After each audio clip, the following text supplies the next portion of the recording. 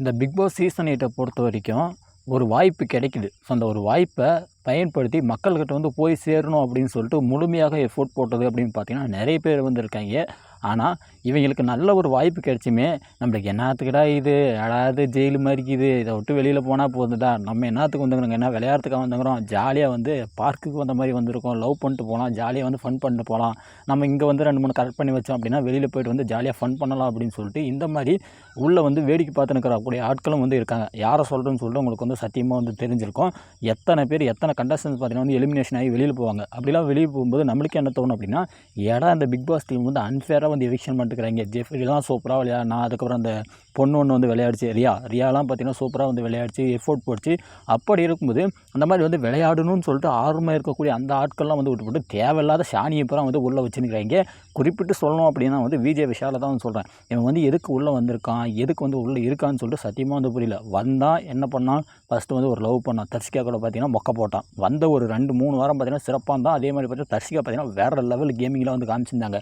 எப்போ இந்த விஜய் விஷால் கூட சேர்ந்து இந்த ஸ்கூல் டாஸ்க் வந்து பண்ணாங்களோ அப்போவே பார்த்தீங்கன்னா தர்ஷிகா வந்து டோட்டலி வந்து அவுட். அதுக்கப்புறமா பார்த்தீங்கன்னா அவங்க வந்து கேம்ன்றதுக்குள்ளே வந்து வரல. அவங்க கூட மொக்க போடுறது, அந்த கண்டென்ட்டு இது சண்டை அது இதுன்னு சொல்லிட்டு பார்த்தீங்கன்னா இப்படியே பார்த்தீங்கன்னா அது வந்து கடைசி வரைக்கும் பொழப்பு ஓட்டி விட்டு அதுக்கு நல்ல ஒரு பேர் இருந்தது. அது உள்ளே இருந்தது அப்படின்னா கண்டிப்பாக வந்து எல்லா கேம்ஸுக்கும் ஹெவியாக வரக்கூடிய எல்லா கேம்ஸ்லையும் பார்த்தீங்கன்னா பயங்கரமாக டப்பு கொடுத்துருக்கும். அந்த பொண்ணு தேவையில்லாமல் இவங்க கூட லவ் பண்ணி அந்த பொண்ணு பார்த்தீங்கன்னா அவுட் ஆகி வெளியில் போய் அதுக்கப்புறமா பார்த்தீங்கன்னா சத்யா இவன் வந்து ஒரு தத்தி உள்ள ஒரு அருமையான ஒரு வாய்ப்பை அதை வந்து பயன்படுத்திக்க முடியாமல் நல்ல பாடி பில்டராக இருந்துக்கிட்டு எத்தனை கேம்ஸ் வந்துருக்கோம் பயங்கரமாக வந்து ப்ளே பண்ணியிருக்கோம். அதெல்லாம் வந்து விட்டுவிட்டு எப்பா சாமி இந்த ஜெயில் வாழ்க்கடா சாமி, நம்மளுக்கு இது தேவையில்லடா, வெளியில் போய்ட்டு என் ஜனத்தை பார்க்கறடா, என் குடும்பத்தை பார்க்கறடான்னு சொல்லிட்டு பார்த்தீங்கன்னா அவன் வந்து தேவையில்லாமல் பேசி அவனே பார்த்தீங்கன்னா வந்து பிக் பாஸ் டீம் வந்து வெளியில் தூக்கி போட்டாங்க. நல்ல வாய்ப்பு, அருமையான வாய்ப்பு. விஜய் விஷாலுக்குலாம் வந்து என்ன அவனையெல்லாம் வந்து என்ன சொல்கிறது, அவன்லாம் வந்து ஸ்டார்டிங்லேயே வந்து கழட்டி விட்டுவிட்டு நல்லா விளையாடுறவங்களாச்சும் ஒரு 2 பேராச்சும் உள்ளே வச்சுருந்தாங்க அப்படின்னா ரொம்ப நல்லா இருந்திருக்கும். இந்த கிரிஞ்சு லவ் கண்டென்ட் வேணும்னு சொல்லிவிட்டு அவனை உள்ளே வச்சுட்டு தேவையில்லாமல் தர்ஷிகாவோட கேமை ஸ்பாயில் பண்ணி அவனும் கேம் விளையாடாமல் போய் தர்ஷிகா பொண்ணுடைய கேமையும் வந்து ஸ்பாயில் பண்ணிவிட்டான், அவன் கேமையும் வந்து ஸ்பாயில் பண்ணிக்கினா அப்படியே போனோம் அப்படின்னா அன்சிதான்ற பொண்ணு பார்த்தீங்கன்னா என்ன சொல்கிறது, அந்த பொண்ணுக்கு ஏற்கனவே ஒரு நெகட்டிவான விமர்சனம் தான் இருந்துச்சு. வெளியில் பார்த்தீங்கன்னா இன்னொருத்தரோடைய ஹஸ்பண்ட் கூட பார்த்தீங்கன்னா லிங்க் இருந்தது. அதாவது ராணுவ கூட பார்த்தீங்கன்னா லவ் இருந்துச்சு. ராணுவோடைய ஒய்ஃப் பார்த்தீங்கன்னா வந்து டைவர்ஸ் பண்ணிட்டு வந்து வெளியில் போயிட்டாங்க. ஸோ இப்படி இருக்கும்போது அவங்க வாழ்க்கைக்கு எடுத்துட்டாங்க அப்படின்ற மாதிரி ஒரு கான்ட்ரவர்சி பார்த்தீங்கன்னா வெளியில் இருந்துச்சு. இப்படி இருக்கும்போது உள்ளே வந்தாங்க. உள்ளே வந்துட்டு இப்போ விஜய் விஷாலும் அவங்களும் பார்த்தீங்கன்னா ஒரு லவ் பண்ணியிருக்காங்க. இது ஒரு ட்ராக் வந்து ஓட்டிருக்கு. இதில் பார்த்தீங்கன்னா அந்த பொண்ணு தேவையில்லாமல் இன்வால்வ் ஆகி அந்த பொண்ணுக்கு ஏற்கனவே ஒரு நெகட்டிவான பேர் இருந்துச்சு. அந்த பேர்லேருந்து கொஞ்சம் கொஞ்சமாக பார்த்தீங்கன்னா இந்த சம்மந்தி அப்படின்னு சொல்லிட்டு ஒரு சில விஷயத்தெல்லாம் பார்த்தீங்கன்னா பேர் வந்து திருத்தி நல்ல பொண்ணாக பார்த்தீங்கன்னா மக்கள்கிட்ட தன்னுடைய ஃபேஸை வந்து காட்டிருந்தாங்க. இப்போ வெளியில் போகிற நேரத்தில் தேவையில்லாமல் இந்த விஜய் விஷால் கூட வந்து ஒரு கமிட்மெண்ட் வந்து வச்சு ஒரு லவ் மாதிரி போய் நீ வெளியில் வா, நம்ம வந்து பேசிக்கலாம், நம்ம வந்து பார்த்துக்கலாம் அப்படின்னு சொல்லிட்டு தேவையில்லாமல் ஒரு கான்வர்சேஷன் வச்சு இப்போ என்னாச்சு அப்படின்னா, நீ எங்கள் கண்ணு முன்னாடி இந்த மாதிரி வந்து பண்ணுற என்ன சொல்கிறது, ஃபஸ்ட்டு ராணுவ லவ் பண்ணுற மாதிரி ஒரு கான்வர்சேஷன் வந்து போச்சு.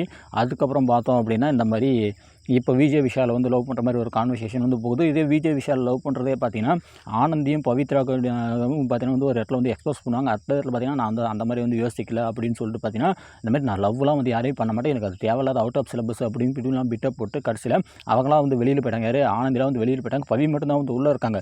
இருந்தாலுமே இவங்க வந்து என்ன பண்ணிட்டாங்க அப்படின்னா, நான் வந்து அவன் லவ்லாம் வந்து பண்ணலை அப்படின்னு சொல்லி என் பேர் டேமேஜ் பண்ணாதீங்கன்னு சொல்லிவிட்டு கடைசியில் வந்து அவங்க என்ன பண்ணாங்க, வெளியில் போகிற நேரத்தில் நம்ம வெளியில் வீட்டு வடிக்கல அப்படின்னு சொல்லிட்டு பார்த்தீங்கன்னா அவங்களுக்குன்னு ஒரு நல்ல ஒரு பேர் இருந்தது. அந்த பேரை பார்த்தீங்கன்னா அவங்களே வந்து டோட்டலாக டேமேஜ் பண்ணிட்டு போயிட்டாங்க. நம்ம கண்ணு முன்னாடி அவங்க வந்து என்ன சொல்கிறது ஒரு நல்ல பொண்ணாக தெரிஞ்சாங்க. இவங்க மேலாம் வந்து தேவையில்லாத விமர்சனம் வைக்கிறாங்க, அந்த மாதிரி பொண்ணுலாம் வந்து இவங்க இல்லை அப்படின்னு சொல்லிட்டு நானே வாய் குசாமல் வந்து பேசினேன். ஆனால் வெளியில் போன நேரத்தில் இந்த மாதிரி ஒரு விஷயம் பண்ணோடனே ஏற்கனவே அவங்க லவ் பண்ணியிருக்காங்கன்னு தெரியுது, அவங்களுக்குள்ள ஏதோ ஒரு கான்வர்சேஷன் இருக்குன்னு தெரியுது. தேவையில்லாமல் நீங்கள் வந்து இன்டர்ஃபியர் ஆனீங்க அப்படின்னா உங்களோட பேர் வந்து எந்த அளவுக்கு டேமேஜ் ஆகும் அப்படின்னு சொல்லிட்டு நீங்கள் யோசிக்கணும். அவங்க யோசிக்கலாம் நமக்கு தெரியல. சினிமா வாழ்க்கையில் இதெல்லாம் என்ன புதுசாக 2 கல்யாணம் 3 கல்யாணம் 4 கல்யாணம் 5 கல்யாணம் சாதாரணமாக வந்து கொண்டு போகிறாங்க. இதெல்லாம் ஒன்றும் புதுசு கிடையாது.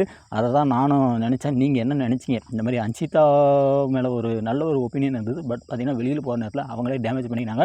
ஆனால் விஜய் விஷால் பார்த்தீங்கன்னா எல்லாத்தோட வாழ்க்கையிலையும் ஒரு குட்டி கேமாக பார்த்தீங்கன்னா வந்து விளையாடுறான்.